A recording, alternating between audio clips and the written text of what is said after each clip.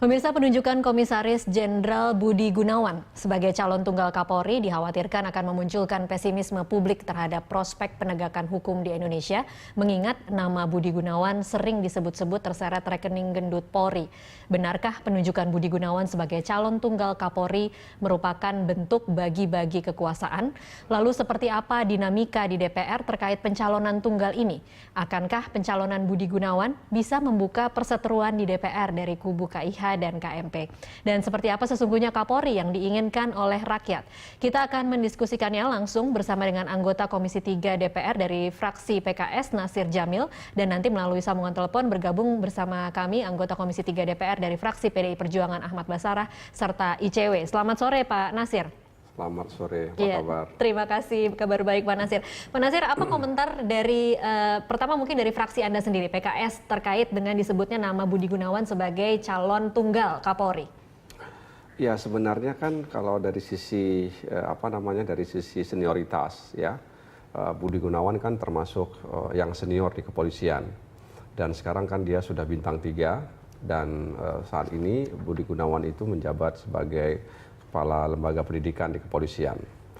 Nah, mendengar bahwa kemudian Budi Gunawan dicalonkan oleh Presiden, tentu kami bisa memahami, ya, meskipun memang tentu saja ada tuntutan dan ada dukungan dari pihak luar, ya, artinya di luar parlemen terkait dengan pencalonan ini sendiri. Nah, tinggal misalnya bagaimana Presiden, ya, bisa memastikan bahwa calon yang diajukan ini bukan hanya karena kedekatan Budi Gunawan dengan PDI Perjuangan, ya, dalam hal ini Ibu Megawati yang dimana waktu itu pernah menjadi ajudannya Megawati. Nah, jadi fraksi PKS dalam hal ini menghormati pilihan Presiden karena memang itu hak prerogatifnya Presiden. Oke, kalau mau dibilang condong setuju atau menolak? Ya, kami nggak bisa juga kemudian condong setuju atau condong menolak, karena kan kami belum tahu ini barang apa isinya, gitu kiri, ya. Ini barang apa isinya. Jadi surat keputusan Presiden terkait dengan pencalonan calon Kapolri tersebut yang kemudian ditunjuk namanya adalah Budi Gunawan, kita kan belum tahu ini barang seperti apa, berkualitas atau tidak, begitu. Apakah pengirimannya atau pencalonannya hanya karena faktor kedekatan atau memang dia punya kualitas, gitu. Oke. Kalau seseorang kemudian dicalonkan, biasanya kemudian langsung celah-celahnya dimunculkan ke permukaan. Salah satunya adalah selain dia merupakan mantan ajudan Megawati pada 2001-2004, sehingga kemudian diduga ada unsur kedekatan, dan nanti kalau menjadi Kapolri dikhawatirkan akan lebih melindungi kepentingan partai penguasa. Dia juga pernah masuk dalam daftar polisi dengan rekening gendut dan disebut-sebut hingga 54 miliar rupiah. Ini mengganggu nggak sih Pak Ya, Nasir? ini memang tidak mudah bagi Budi Gunawan, ya, karena dia adalah orang yang pernah menjadi ajudan Ibu Mega, ya.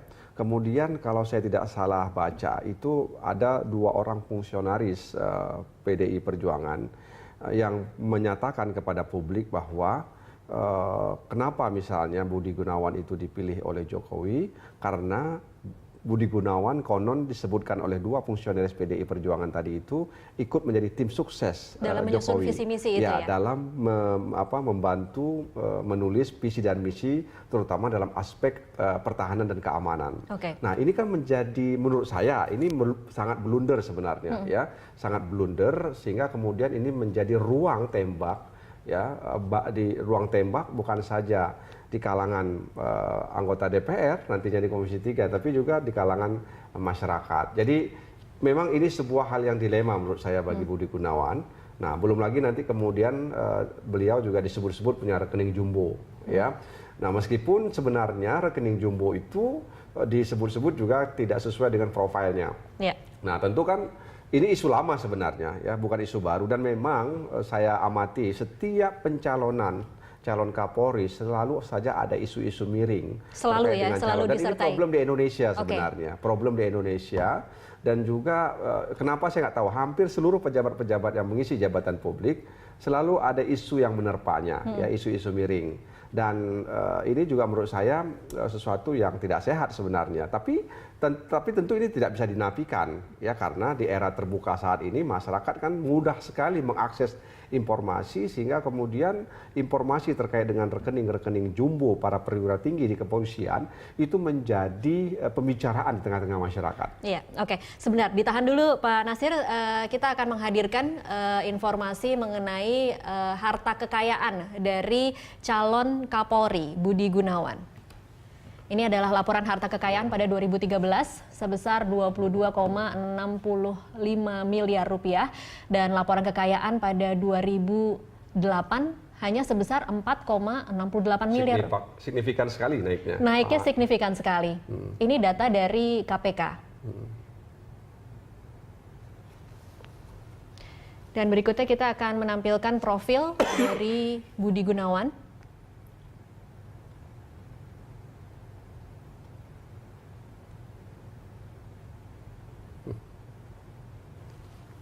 Oke, kita akan tampilkan nanti. Sekarang kita akan membahas bagaimana caranya DPR ketika ada isu-isu negatif terkait dengan calon Kapolri ini akan bisa memastikan bahwa ketika diputus memang dia tidak seperti yang diberitakan oleh media misalnya. Hanya dengan satu kali uji kepatutan dan kelayakan. Ya, jadi memang nanti kan kita akan umumkan kepada masyarakat, ya, kita akan beritahu kepada masyarakat melalui media bahwa kita akan melakukan ini dan melakukan itu. Nah, apa yang kami lakukan?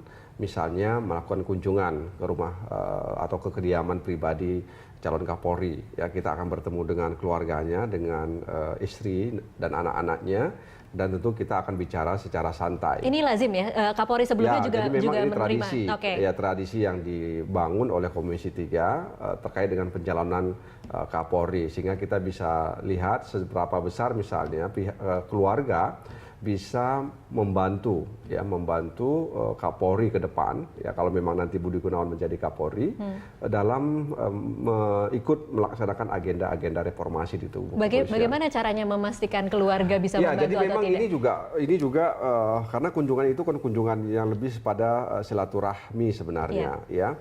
Kita tidak berdialog secara formal, ya. Kita berdialog ya istilahnya serius tapi santai, ya. Kita berusaha menggali, ya tentu saja dibutuhkan kejujuran sebenarnya dalam perbincangan atau dalam percakapan itu, ya, sehingga pihak keluarga kita lihat memang siap bahwa Budi Gunawan itu bisa menjadi Kapolri. Oke, langkah selanjutnya setelah kunjungan ke keluarga, apa yang akan dilakukan DPR selain uji kelayakan dan kepatutan? Setelah itu baru kita kemudian mengundang calon Kapolri itu ke DPR, dalam hal ini Komisi 3, untuk menjalankan fit and proper test. Ya. Disitulah kemudian informasi-informasi semuanya, baik itu informasi miring, informasi lurus, tentang Budi Gunawan itu kita sounding, ya, kita konfirmasi kepada yang bersangkutan, dan kemudian kita akan mendengar jawabannya, ya, akan mendengar jawabannya. Tentu yang kita lihat kan jawaban yang disampaikan, ya, dan tentu kan kita tidak melihat gesturnya, misalnya apakah dia misalnya menyampaikan itu benar atau tidak, jujur atau ya, tidaknya. Kan? Harus kita kalau kayak gitu kita harus hadirkan juga yang namanya lie detector gitu kan, itu nggak mungkin kita lakukan seperti itu. Jadi kita hanya melihat bagaimana yang bersangkutan itu mengklarifikasi informasi-informasi yang berkembang di tengah masyarakat, terutama isu tentang rekening gendut. Jadi memang menurut saya Budi Gunawan ini isu yang krusial bagi yang bersangkutan itu adalah rekening gendut. Karena tadi kita lihat dari 2008 ke 2013 dari 4, sekian miliar menjadi 22, sekian miliar, itu sangat signifikan. Sangat signifikan. Jadi dalam waktu 5 tahun dia bisa melipat gandakan kekayaannya itu sekitar 18 miliar lebih kurang begitu. Sangat signifikan. Oke, baik. Kita akan lanjutkan di segmen selanjutnya, Pak Nasir. Pemirsa tetaplah bersama Prime Time Talk.